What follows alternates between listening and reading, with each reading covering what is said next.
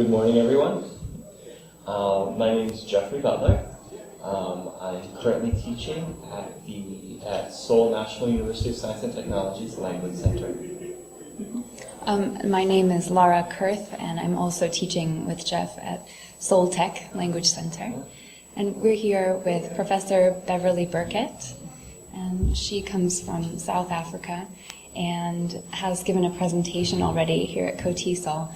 And it is about developing a personal theory of teaching, and it especially talks about how reflective practice can help us do that.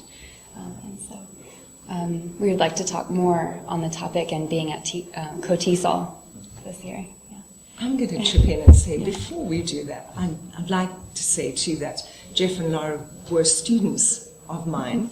And I was really proud of them yesterday when they did a presentation. I think you guys did really well. It was, as I said, I've already said to you, it was really nicely grounded.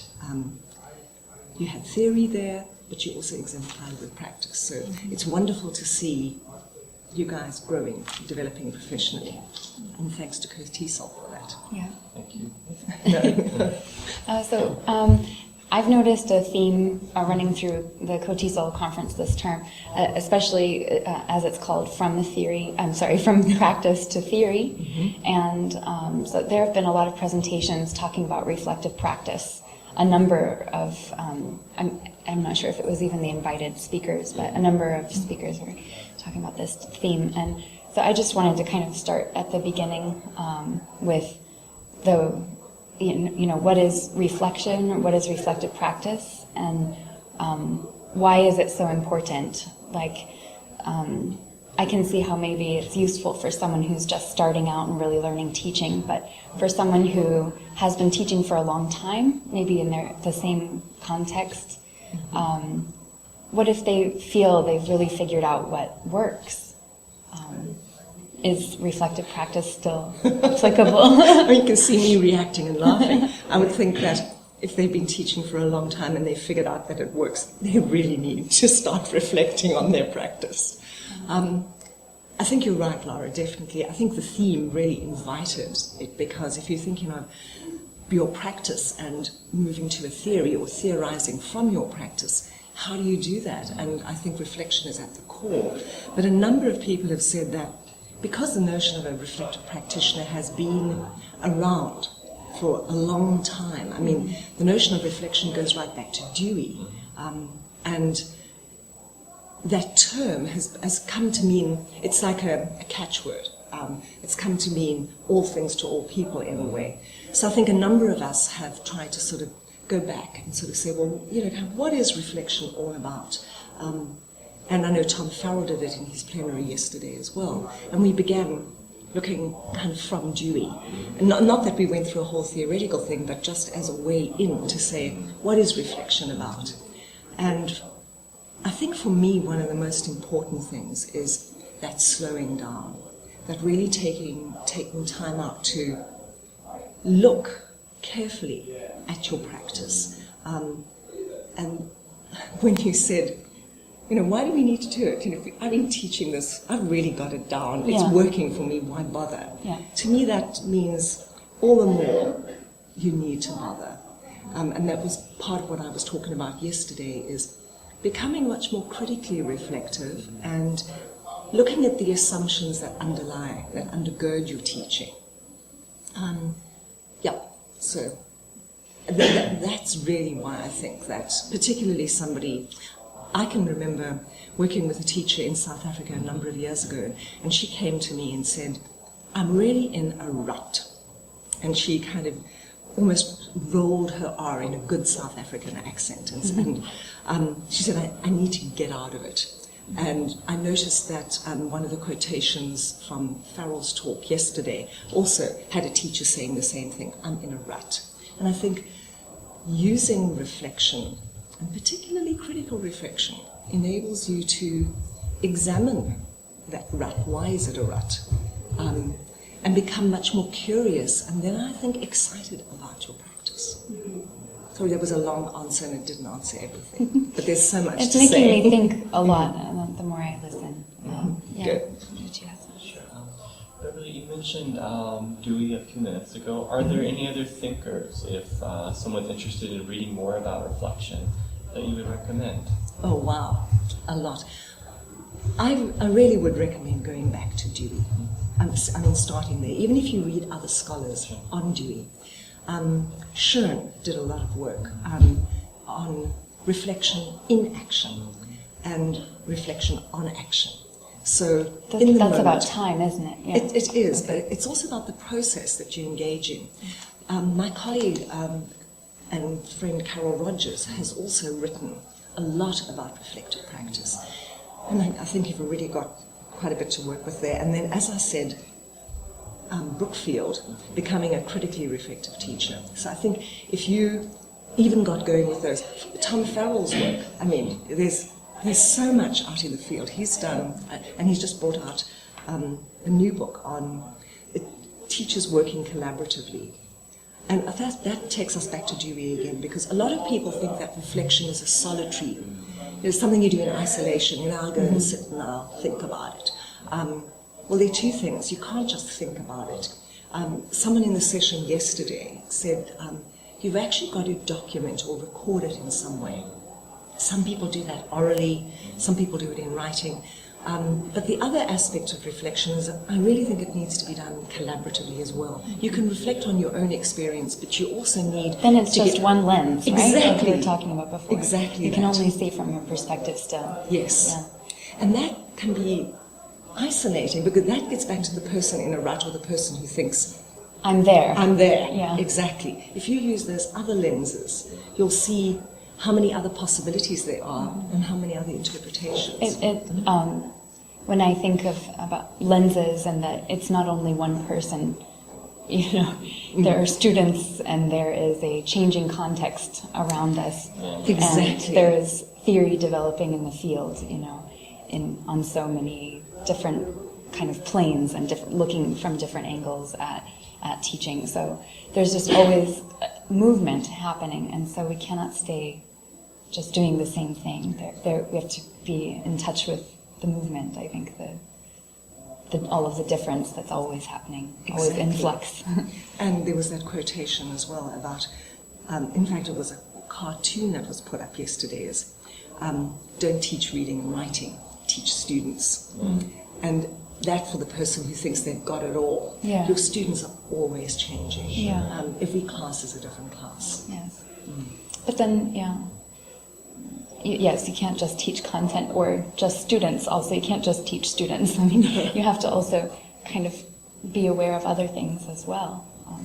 The students are extremely important, but we can't just know what the students, just knowing who the students are doesn't always tell us what else is out there. I mean, theory, especially, my field is English language teaching, and questions of what is English even is out there. Absolutely. Englishes and settings, and what is necessary for one group of people may not be necessary learning for another group. Exactly. Or different approaches, different awarenesses are important. So I don't know. I think the students are absolutely important, but we cannot only think that we're doing them justice if we only focus on them, if we're not enriching ourselves about what's happening in theory, right?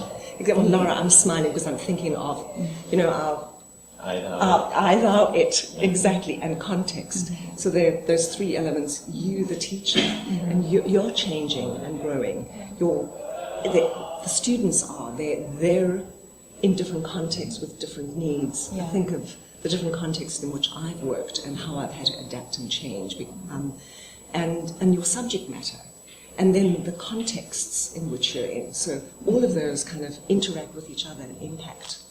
Yeah, so absolutely. If you remain curious and in wonder about what you're doing and the elements involved in it, who could stagnate? I mean, if you're stagnating, then it's time to be out. I wonder if I can interject. Absolutely, Jeff.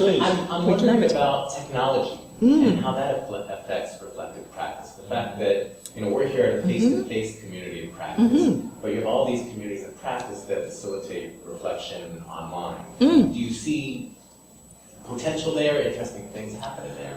What's your experience? Geoff, you're touching on a really interesting thing because at Marlborough at the moment, the TESOL that we're developing, well, we've got our second cohort. It's mostly face-to-face because it's an 8-week intensive. But in the interim year between the 2 summers, we do an online course in the fall and a practicum in the winter-spring. So we've got to look at the online environment. And because we believe in experiential learning and communities of practice, we really are looking at what does it mean, how does that community work. They're doing a seminar in reflective practice at the moment, and my colleague Pat Moran's teaching that. And he's really been wrestling with the notion of how does the community engage together. And it's been really interesting to see the ideas that they're sort of putting forward, because they know each other already, that sense of there's a bond between them. But I think that the online environment, this is something I would like to have kind of thought through beforehand, but I think the online environment allows 2 things. It allows asynchronous, the timing. So you can look at something, you've got time to think about it before you respond to it. And once you respond to it, you've got it there and you can go back to it. It's recorded. It's recorded. Mm-hmm. You know, sometimes we say these things in the spirit of the moment and you think, oh gosh, what did I just say? That was brilliant. You know, or I want to remember that. But it's ephemeral, it's gone. Whereas the online environment actually documents it for you. And you can also go back and look at that. So I think that those are 2 huge advantages. And then another person can comment on what you say. Well, that's what they're doing, because they are a community of thought as well as a community of practice. So that's one of the ways that, that's just quickly thinking of what we're seeing and experiencing in the current seminar that they're involved in. There's also the synchronous. You can have dialogues through Skype, we use Google Hangout a lot. Mm-hmm. And I believe there are also technologies that can record those oral conversations. We actually use that right now with our English conversation classes. Yeah, you were talking about their speaking homework. We use VoiceThread, which allows everybody to record, and it's asynchronous, but then they can see on like a web page each student's picture, and then they can click and listen to each other that way. They all the icons are captured in one space, and so they talk about a topic. And students have said, actually, we did a study, and students have said that it does help those people who choose to listen to others get a lot of information, ideas, vocabulary, and such. Absolutely. Yeah. I'm sorry, that was a little bit Jeff, as an example. It's kind of VoiceThread. Do you want to give us another one? Yes, we'll be happy to take any other balls you can. I'll sit back to you. Yeah. That kind of reminds me. One other thing that we did, you talked about asynchronous and reflection. For some of our elective courses, Lara and I do shifted from doing in-class presentations to doing presentations that were recorded online, because we found that in class our students did not really interact with each other. So there would be, maybe we, just there's a time crunch. You have 4 to 5 groups going in there, and when one group's going, the other ones are nervously looking at their notes for the next time, or they're, or they're just, we're done. We can just kind of tune out a little bit, and then, okay, are there any questions? And then I think and usually there weren't, and I think part of it was maybe the synchronicity was actually working against them, because I can only think of myself, if I'm listening to a presentation in Spanish on, say, a social issue topic, which I did, I don't know if I could really, in 3 minutes, come up with a good question response and respond there. So having our students record their presentations, having other students listen to them, and then listen comment. And watch on VoiceThread. Listen, watch, and comment upon them. It gives them it gives them some control over, how they're listening, and then some time to respond, like you're saying. And so we had a lot more responses in these out-of-class presentations, because the students were all commenting, and comments lasted from 1 to 5 minutes Gosh. Yeah. instead of I mean, like it just a really question. is so much more fruitful. As you Yeah. said, I'm smiling again because it gives the time Sure. for the thinking. Yeah. And I think wonderful for you to also use for reflection. You've got your data kind of there. And again, thinking of things that we talk about in class when we say, give your students, have wait time, give them time to think. But our classes are so short. But that's what I'm saying, that Yeah. you've been able to use technology to assist in that process so that class time can be used differently. Or the let's put it this way, that the tasks that you've given them becomes more productive, that they get more out of it in the end. So that's great. Yeah, and they can answer in their own time between classes. Yeah. And they don't feel that pressure. Because you reminded me, Jeff, of how difficult it is to concentrate on what's being said and try and understand that and formulate your thoughts about it. You're not just getting through the barrier of the language. There's meaning behind it that you want to respond to. And this is all in a foreign language that our students are exposed to theoretically mostly once a week. So, yeah. Oh, I'm sorry. Yeah. And I'm thinking about our students still, but even in our first language, if we're reflecting with colleagues, then we still need time, like you're saying. We do. Yeah. Thinking about Jeff's question, Jeff's question, JJ, not G Jeff. That, yes, if a question is put to you, you want time to kind of organize your thoughts, think about it. Thinking on the spot is not easy, as we know. Some people seem to be very good at it, though. I think maybe it depends on the person's own sort of learning strategy. Are they a risk taker? Exactly. Or do they process and think and speak quickly? I'm sadly not one of those people. So does it? I wonder if it helps balance out just different strategies and different approaches to learning. Absolutely. Different learning styles, different strategies, and trying to match those, or at least have a range of them so that there's kind of the swings and the roundabouts. What you gain somewhere, you might lose for others somewhere else, but somebody else will be gaining. Yeah. I think it's been the situation. I've been in a classroom where I felt on the spot because I tend to think a lot before I have something to say. But sometimes, me as a learner, it seemed that the expectation was that I would be able to respond quickly, and so I felt I'm not doing this well, I'm not measuring up like that. So, I think it's just an opportunity to acknowledge that some people need time to think. They do. Yeah. Most of us do. And in fact, it would be better if some of us thought a bit more before we had something to say. Are we still on? Oh. The beauty of live television. Yes.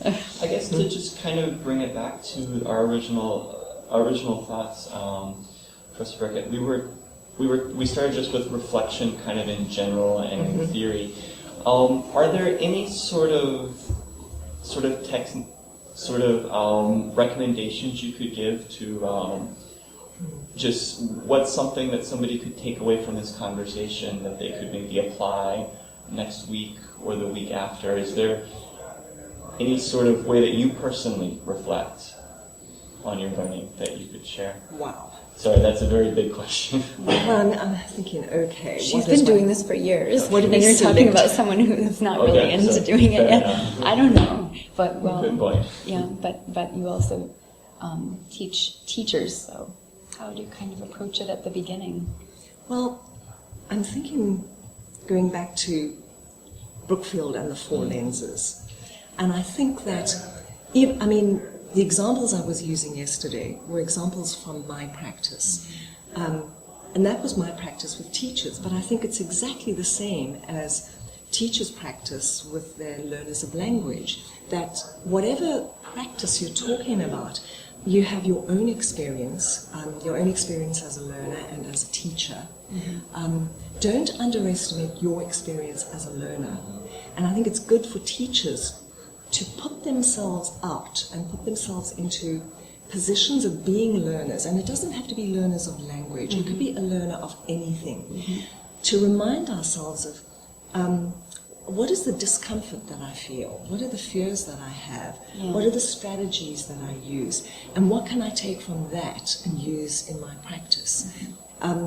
Obviously, one of the things you always want to do is get feedback from your learners. So that's your other lens, your autobiographical lens, but the lens of your learners. How do they perceive things?